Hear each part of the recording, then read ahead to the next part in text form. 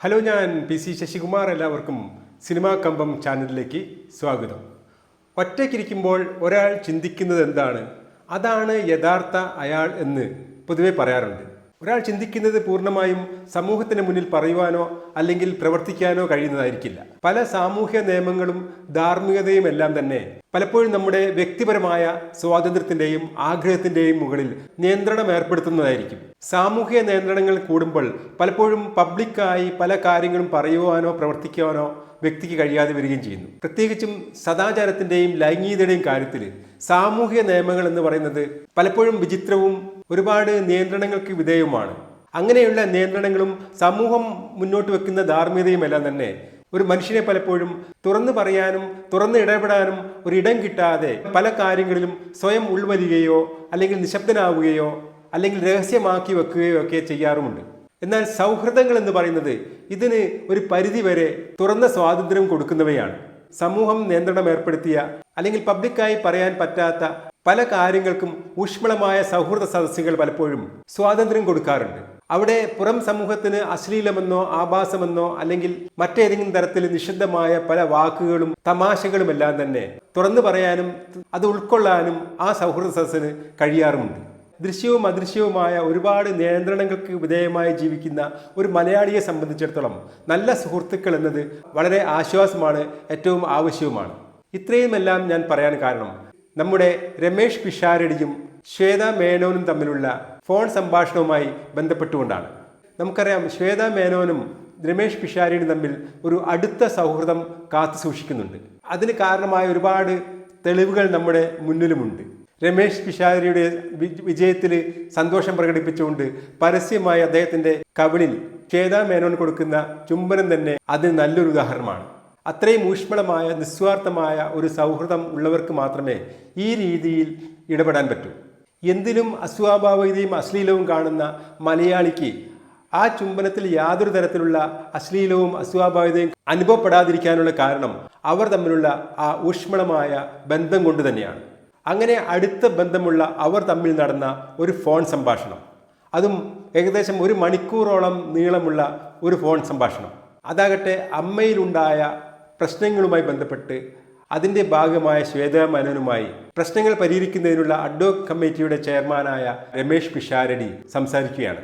രമേഷ് പിഷാരടിയുടെ ഭാഗത്ത് വെച്ച് നോക്കുമ്പോൾ അത് തൻ്റെ ഒരു അടുത്ത സുഹൃത്തിനുമായി ബന്ധപ്പെട്ട ഒരു പ്രശ്നത്തിൽ ഇടപെടുകയും അത് പരിഹരിക്കുകയും ചെയ്യുക എന്നുള്ള ഉദ്ദേശത്തോടു കൂടിയുള്ള ഒരു സംഭാഷണമാണ്. എന്നാൽ ഫോണിൻ്റെ മറ്റേ തലത്തിലുള്ള ശ്വേത മേനോനാകട്ടെ ആ സംഭാഷണം പൂർണ്ണമായും റെക്കോർഡ് ചെയ്യുന്നുണ്ട്. അങ്ങനെ 2 പേർ, അതിലൊരാൾ ഫോൺ സംഭാഷണം റെക്കോർഡ് ചെയ്യുന്നു, മറ്റൊരാൾ തൻ്റെ സംഭാഷണം റെക്കോർഡ് ചെയ്യുന്നു എന്നറിയാതെ തൻ്റെ ചിരകാല അടുത്ത സുഹൃത്തുമായി സംസാരിക്കുന്നു. അങ്ങനെ നീണ്ടുപോയ സംസാരത്തിനിടയിൽ രമേഷ് പിഷാരടിയുടെ ഭാഗത്തു നിന്ന് അത്ര ഗുരുതരമല്ലാത്ത ഒരു സെക്സ് ജോക്ക് ഉണ്ടാകുന്നു. തൻ്റെ അടുത്ത സുഹൃത്തിനോട് പറയുന്ന ഒരു തമാശ മാത്രമാണ്. അത് മാത്രം എടുത്തുകൊണ്ട് അങ്ങനെ സംസാരിക്കാമോ എന്ന് ചോദിച്ചാൽ സ്ത്രീകളോട് അങ്ങനെ സംസാരിക്കരുത് എന്ന് തന്നെയാണ് അതിന് ഉത്തരം. കാരണം നമ്മുടെ സദാചാര സമൂഹം ആവശ്യപ്പെടുന്നതും അത് തന്നെയാണ്. മറ്റുള്ളവർ എന്ത് സംസാരിക്കുന്നു, എങ്ങനെ ഇടപെടുന്നു എന്ന് എപ്പോഴും ടോർച്ചടിച്ച് നോക്കിക്കൊണ്ടിരിക്കുന്ന ആൾക്കാരാണല്ലോ നമ്മളെല്ലാം തന്നെ. അങ്ങനെ ടോർച്ചടിക്കുന്നവർക്ക് ഈ ഒരു സംഭാഷണം മാത്രം എടുത്താൽ ചിലപ്പോൾ അതിൽ ചില തെറ്റുകൾ കണ്ടെത്താനാവും. എന്നാൽ 2 സുഹൃത്തുക്കൾ തമ്മിലുള്ള ഒരു സാധാരണ സംഭാഷണത്തിൽ ചിലപ്പോഴൊക്കെ ഇങ്ങനെയുള്ള കാര്യങ്ങളെല്ലാം കടന്നു വരാമെന്ന് ചിന്തിക്കുമ്പോൾ അതൊരു വിഷയമേ ആവുമായിരുന്നില്ല. എന്നാൽ പ്രശ്നമുണ്ടാകുന്നത് 2 ആൾ തമ്മിൽ സംസാരിക്കുമ്പോൾ അതിലൊരാൾ സംഭാഷണം റെക്കോർഡ് ചെയ്യുമ്പോൾ ഈ റെക്കോർഡ് ചെയ്യുന്ന ആൾ തികച്ചും എന്ത് പറയണമെന്നുള്ള തികഞ്ഞ ബോധത്തോടും നിയന്ത്രണത്തോടും കൂടിയാണ് സംസാരിക്കുക. ഇവരുടെ സംഭാഷണങ്ങൾക്കിടയിൽ ഇങ്ങനെ ഒരു സെക്സ് ജോക്ക് സാധാരണമെന്ന പോലെ രമേഷ് പിഷാരടി പറഞ്ഞപ്പോൾ ശ്വേത മേനോനാകട്ടെ അതിനോടൊരു സ്വാഭാവിക പ്രതികരണം നടത്താതെ തികഞ്ഞ കരുതലോടുകൂടിയാണ് അവർ സംസാരിച്ചത്. എന്നാൽ ഈ സംഭാഷണത്തിൻ്റെ പേരിൽ അവർ തമ്മിൽ എന്തെങ്കിലും വാഗ്വാദം ഉണ്ടാവുകയോ പിണക്കമുണ്ടാവുകയോ ഒന്നും തന്നെ ചെയ്യാതെ വളരെ നല്ല രീതിയിലാണ് ഇവരുടെ ഫോൺ സംഭാഷണം അവസാനിക്കുന്നത്. എന്നാൽ എല്ലാ മര്യാദകളെയും അതിലംഘിച്ചുകൊണ്ട് ഇതിലൂടെ തൻ്റെ സഹപ്രവർത്തകനും സുഹൃത്തിനുമുണ്ടാകുന്ന അപമാനം എത്രമാത്രമുണ്ടെന്ന് തെല്ല് പോലും ചിന്തിക്കാതെയാണ് ഈ ഒരു ഫോൺ സംഭാഷണം അവർ പുറത്തുവിട്ടത്. ഇങ്ങനെ ചെയ്തത് ശരിയാണോ എന്ന ഒരു ചോദ്യം ഇവിടെ നിലനിൽക്കുന്നുണ്ട്. എന്തിനാണ് ഈ ഫോൺ സംഭാഷണം പുറത്തുവിട്ടത്?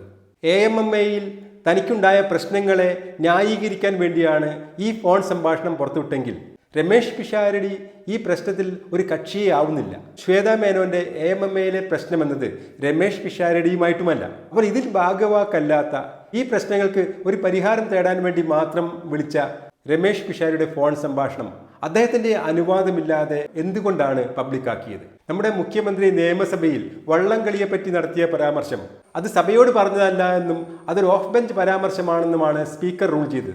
അതുപോലെ രണ്ടുപേർ തമ്മിലുള്ള സ്വകാര്യ സംഭാഷണം എന്നത് ഒരാളുടെ അനുവാദമില്ലാതെ ഇങ്ങനെ പബ്ലിക്കാക്കാൻ ആർക്കാണ് അനുവാദമുള്ളത്? ഇതുമൂലം നഷ്ടപ്പെടുന്നത് പലപ്പോഴും നമ്മുടെ സമൂഹത്തിൽ അതുവരെ ഉണ്ടാക്കിയ ഒരാളുടെ ഇമേജും ജീവിതവും ഭാവിയുമെല്ലാം തന്നെയായിരിക്കും. എൻ്റെ ജീവിതമാണ് എൻ്റെ സന്ദേശമെന്ന് ആകെ ഇവിടെ ഗാന്ധിജി മാത്രമേ പറഞ്ഞിട്ടുള്ളൂ. ആ ഒരു ധൈര്യം ഗാന്ധിജിക്ക് മാത്രമേ ഉണ്ടായിരുന്നുള്ളൂ. അതിനുശേഷം ഇവിടെ ജീവിച്ചു മരിച്ച കോടാനുകോടി ജനങ്ങൾക്ക് ആ ഒരു ധൈര്യം ഇല്ലാത്തതിന് കാരണം നമ്മുടെ സമൂഹത്തിൽ അങ്ങനെ ഒരു ജീവിതത്തെ ഉൾക്കൊള്ളാനുള്ള വലിപ്പമായിട്ടില്ല എന്നുള്ളത് കൊണ്ട് തന്നെയാണ്. സോഷ്യൽ മീഡിയയിലും മറ്റുമെല്ലാം ഇപ്പോൾ രമേഷ് പിഷാരടിയുടെ സ്വഭാവത്തെ, സ്വഭാവ മഹിമയെ, സദാചാര ബോധത്തെയൊക്കെ അളക്കുന്ന, തൂക്കി നോക്കുന്നതിൻ്റെ തിരക്കിലാണ്. തൻ്റെ അടുത്ത സുഹൃത്തെന്ന് വിചാരിച്ച ഒരാളോട് സ്വകാര്യമായി പറഞ്ഞ തികച്ചും നിരുപദ്രവമായ ഒരു അശ്ലീല തമാശയുടെ പേരിൽ അയാൾ സമൂഹത്തിന്റെ മുന്നിൽ മോശക്കാരനായും വിടനായും വുമണൈസറുമായെല്ലാം തന്നെ ചിത്രീകരിക്കപ്പെടുമ്പോൾ തന്റെ സുഹൃത്തിനെ വഞ്ചിച്ചുകൊണ്ട് സൗഹാർദ്ദത്തെ ഉപയോഗപ്പെടുത്തി അയാളോട് അനീതി ചെയ്ത മറുഭാഗത്തെ കക്ഷിയാകട്ടെ സദാചാര സമൂഹത്തിന്റെ മുന്നിൽ നിവർന്നു നിൽക്കുന്നെന്ന് മാത്രമല്ല, താൻ ചെയ്തത് അനീതിയാണെന്നോ അതൊരു സൈബർ ലംഘനമാണെന്നെങ്കിലും അവരോട് സൂചിപ്പിക്കാൻ പോലും ആരും തയ്യാറാവുന്നില്ല എന്നുള്ളത് തന്നെയാണ് സോകോൾഡ് സദാചാര സമൂഹത്തിന്റെ നീതിബോധം. ഈ വീഡിയോ ഇവിടെ അവസാനിക്കുന്നു. ഈ വീഡിയോ ഇഷ്ടപ്പെട്ടാൽ തീർച്ചയായും ലൈക്ക് ചെയ്യുക, കമന്റ് ചെയ്യുക, സബ്സ്ക്രൈബ് ചെയ്യുക. ഇനിയും പുതിയൊരു വീഡിയോയുമായി വരുന്നതുവരെ എല്ലാവർക്കും സിനിമാ കമ്പത്തിന്റെ നമസ്കാരം.